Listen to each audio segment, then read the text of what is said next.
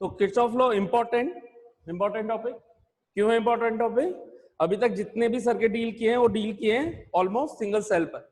लेकिन what if अगर एक सर्किट के अंदर एक से ज्यादा सेल हो और उसके अंदर ब्रांचेस भी बहुत सारी हो जाए, यानी बहुत सारी चीजें नजर आ रही हो। देखो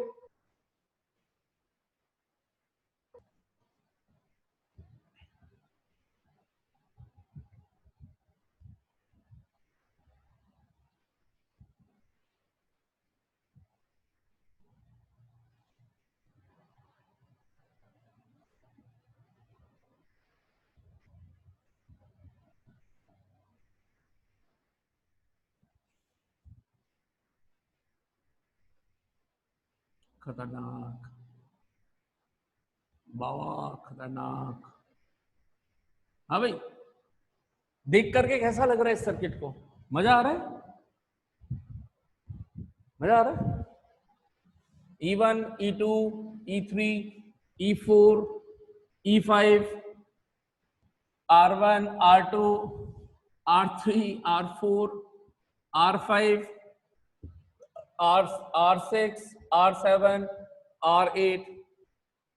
आपसे पूछा गया इस सर्किट की टोटल करंट निकालो। सर एक जगह ई बाकी रह गया। एक जगह ई बाकी रह गया, और वो E5-6 बोल देते हैं ये लोग, कोई दिक्कत नहीं। ये क्वेश्चन में ये करवा नहीं रहा हूँ, ये बता रहा हूँ। ऐसा सर्किट होगा तो क्या होगा? तोते उड़ जाएंगे क्या? तो ऐसे सर्किट्स को, कॉम्प्लेक्स सर्किट को सॉल्व करने के लिए किरचॉफ ने हमें एक रूल दिया। एक नहीं, दो रूल दिए, एक छोड़ करके दो रूल दिए कि आप कितना भी कॉम्प्लेक्स सर्किट हो आप उसको सॉल्व कर सको, आपके पास वो एबिलिटी हो कि उसने बहुत सारी माथापच्ची करी, लेकिन वही एडिसन की जैसे एडिसन, जिसने एडिसन ने क्या किया था भाई? एडिसन ने बल्ब कितनी बार में बना लिया था उसने? याद है किसी को? कितनी बार में उसने बल्ब बना लिया था? कितने टाइम उसने प्रयास किए थे? मोर देन 1000, लगभग 1002 या 1003 टाइम्स बनाने के बाद he got success. He succeeded after 1002 और 1003 टाइम्स डूइंग द एक्सपेरिमेंट। तो पता है उसने क्या बोला? उसने कहा यार तुम बेवकूफ हो गए, तुमने इतना कर दिया, ये कर दिया, वो कर दिया। उसने कहा भैया मुझे इससे एक चीज पता चली, और वो एक चीज ये है कि कुछ भी कर लो, ये जो 1000 मेथड या 1001 मेथड है जिनसे बल्ब में मैं सक्सेस नहीं हो सका, ये वो तरीके हैं जिनसे बल्ब बनाया नहीं जा सकता। तो आगे आने वाली जनरेशन कृपया करके इन वेज को ट्राई मत करो ना, अब इसके आगे से ट्राई करो। अब जो भी तुम्हें इसके अंदर अपग्रेडेशन लेकर के आना है वो इससे आगे में लेकर के आओ। ये 1000 तरीके वो हैं जिनसे बल्ब नहीं बनाया जा सकता। डन, ठीक है? 1000 तरीके वो हैं जिनसे बल्ब नहीं बनाया जा सकता। तो हमें क्या फायदा हुआ उससे? हमें, आने वाली जनरेशन को ये फायदा हो गया कि यार वो 1000 वेज तो हमने स्किप कर दिया ना, अब हमारे पास डायरेक्ट मेथड है कि अच्छा इससे बनेगा या फिर इसके आगे वाली और कुछ चीजें करें, पुरानी चीजों को हटा दो। वही काम यहाँ पे किरचॉफ ने करके दे दिया हमें कि आप कॉम्प्लेक्स सर्किट हो सकता है अपने हिसाब से भी करने की कोशिश करो, जरूरी नहीं है किरचॉफ के हिसाब से करो, लेकिन उसने जो बताया उसके अकॉर्डिंग आप और कुछ अपग्रेडेशन लेकर के आ सकते हो। तो वो तरीके हैं। तो किरचॉफ ने ऐसे कॉम्प्लेक्स सर्किट को सॉल्व करने का बताया। डायरेक्टली तो अभी मैं यहाँ पे करवाऊंगा नहीं, है ना? इतना तो समझ में आ ही रहा होगा कि मैं करवा दूंगा तो भी तोते उड़ने। तो पहले हम इसके रूल सीखें कि ऐसे सर्किट करने के लिए किस चीज की जरूरत है। तो वो चीज है साहब इसके रूल्स, जिनको ही बोला जाता है Kirchhoff's law. So they are two laws combinedly उनको बोलते हैं किरचॉफ्स लॉ। ठीक है? किरचॉफ्स, और किरचॉफ कहां आ गया? Kirchhoff's first law and second Kirchhoff's second law. दो लॉ है, first law second law. First law को दो नाम से और जाना जाता है, वो दो नाम है किरचॉफ्स जंक्शन रूल या जंक्शन लॉ, और Kirchhoff's current law, Kirchhoff's current law, Kirchhoff's current law, इसी को शॉर्ट में बोला जाता है KCL, है ना, जैसे SCL वैसे KCL, किरचॉफ्स करंट लॉ। और सेकंड लॉ होता है Kirchhoff's voltage law,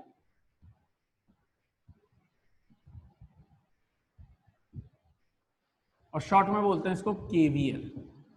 now our aim is to learn these two rules. पहला रूल कंपैरेटिवली इजी है, और इजी है तो सही, और इसके अंदर तो पहले हम फर्स्ट रूल समझेंगे, और उस रूल को समझने से पहले भी दो तीन चीजें और समझेंगे। तो फर्स्ट पहले मैं लिख रहा हूं किरचॉफ्स करंट लॉ और जंक्शन लॉ, ठीक है। अब यहाँ पे वर्ड आया जंक्शन, वैसे तो आप लोगों को बता रखा है मैंने जंक्शन क्या होता है, फिर भी अब जो कुछ टर्मिनोलॉजीज आएंगी पहले हम उनको एक बार समझेंगे और फिर किरचॉफ्स लॉ पे आएंगे। तो एक सर्किट बना लेते हैं, सिंपल सा सर्किट, सिंपल सा या थोड़ा सा किरचॉफ्स के हिसाब से ड्यूअल सर्किट बना लेते हैं। तो सेल लगा देता हूँ, EMF लगा देता हूँ, रेजिस्टेंस लगा देता हूँ, एक और सेल लगा देता हूँ, ठीक है, और ये मैंने बोल दिया, ठीक है। एक को नाम दे दिया मैंने E1, R1, E2, R2, और ये आपका रेजिस्टेंस, ठीक है। नाम दे देते हैं, सब नामकरण संस्कार कर देते हैं इसका, A, B, C, D, E, F, ठीक है। अब इसके अंदर क्या समझना है, ये तो एक बार बिल्कुल बेसिक सर्किट है ना, मोस्ट बेसिक सर्किट, ठीक है, शायद ही पूछे जाए, बोर्ड में हो सकता है, फिर भी एक आध बार पूछ लें। तो देखिए यहाँ पर कुछ टर्मिनोलॉजी जो समझनी है हमें, वो है एक जंक्शन क्या होता है, ब्रांच क्या होती है, और लूप क्या होता है, ठीक है। लूप में भी क्लोज्ड लूप जो हमें पढ़ना है इसमें, ठीक। अच्छा, सबसे पहली जो बात की जाएगी वो है हमारी किसकी, जंक्शन की। तो जंक्शन का मतलब समझिए साहब, जंक्शन एक ऐसा पॉइंट है, such point in the circuit where 3 or more than 3 branches या पाथ या वायर मीट या कनेक्ट, ठीक है। तो ये तो मैंने लिख दिया समझने के लिए आपको, है ना। पहले इसमें देख लेते हैं। तो यहां ध्यान से देखा हमने कि भाई ये ए पॉइंट पे बताओ कितने वायर या कितने पाथ, तो अभी आपको क्योंकि ब्रांच का पता नहीं है तो अभी हम यही बोलेंगे कितने रास्ते नजर आ रहे हैं किसी पॉइंट पर। तो वो पॉइंट जहां पे आपको 3 या 3 से ज्यादा रास्ते नजर आए करंट को जाने के लिए, किसी आर्मी को जाने के लिए 3 मिनिमम होने चाहिए, वो पॉइंट आपका जंक्शन पॉइंट कहलाएगा। तो बताइए क्या ए पर 3 रास्ते नजर आ रहे हैं क्या टोटल? Yes sir. एक इधर एक इधर एक इधर, 3। Yes sir. A is our junction point, बिल्कुल ठीक है, ये हमारा एक जंक्शन है। बताइए बी पर आपको कितने रास्ते नजर आ रहे हैं? दो।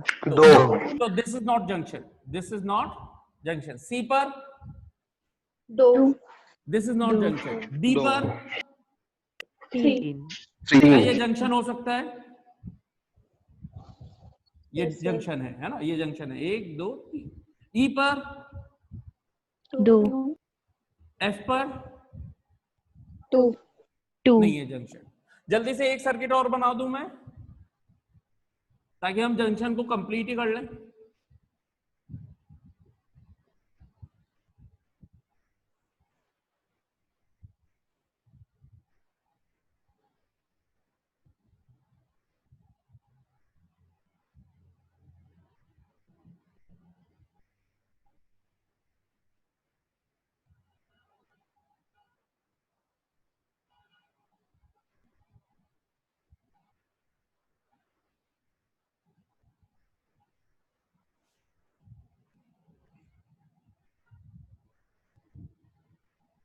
डायग्राम मैंने भले कॉम्प्लेक्स बनाया, हमारा एम इज टू डिसाइड कि where are the junction points.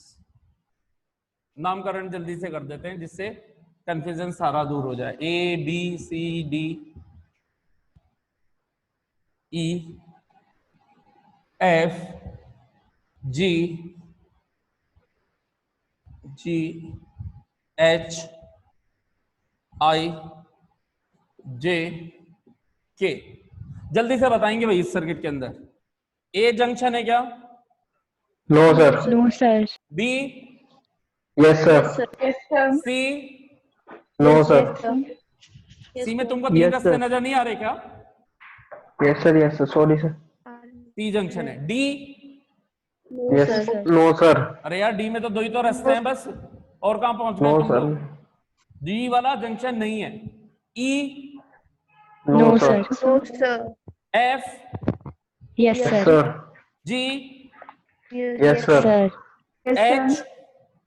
No, sir. No, Sir. sir. I no Sir. No, J sir.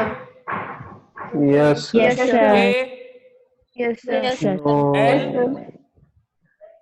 Yes, sir. Yes, sir. Yes, sir. Junction point yes clear? Sir. Junction पहचानना समझ में आ गया? Yes sir. Yes, sir. जल्दी से बात करते हैं ब्रांच की। ब्रांच, ठीक है।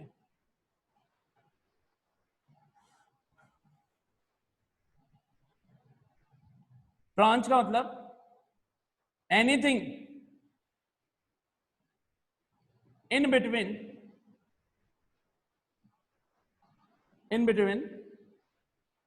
two junctions, two given junctions is called a branch.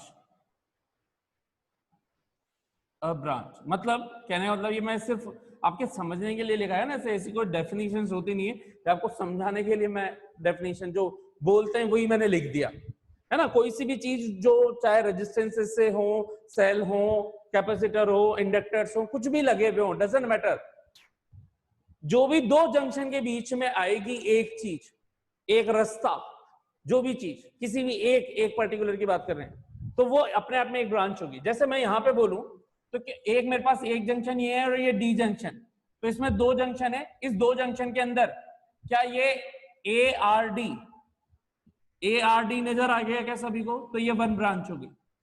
बोलो हाँ कि ना, समझ में आया क्या पहली चीज? Yes, sir. Yes sir. क्या इसी तरह से सेकंड बोलूं, A B E one R one C D, A और डी के बीच में ये पूरा एक रास्ता निकल रहा है जो डी तक पहुंच रहा है, तो Yes, sir. ये कहलाएगी आपकी सेकंड ब्रांच। बोलो ये ब्रांच समझ में आ गई क्या? Yes Yes, sir. sir. Yes. इसी तरह Yes, से sir. नेक्स्ट थर्ड ब्रांच कौन सी हो जाएगी? A A, F E two R two E, E या to आप R अगर to E D. को इंक्लूड नहीं करने चाहते तो आप ऐसे भी लिख सकते हैं, A F E D, A F E D, तो ये आपकी क्या हो जाएगी? Third branch. बोलो ब्रांच सीख गए क्या? ब्रांच का मतलब यस सर। Yes, sir. देखिए इसके अंदर देखें हम कि इसके अंदर ब्रांच क्या हो जाएगी।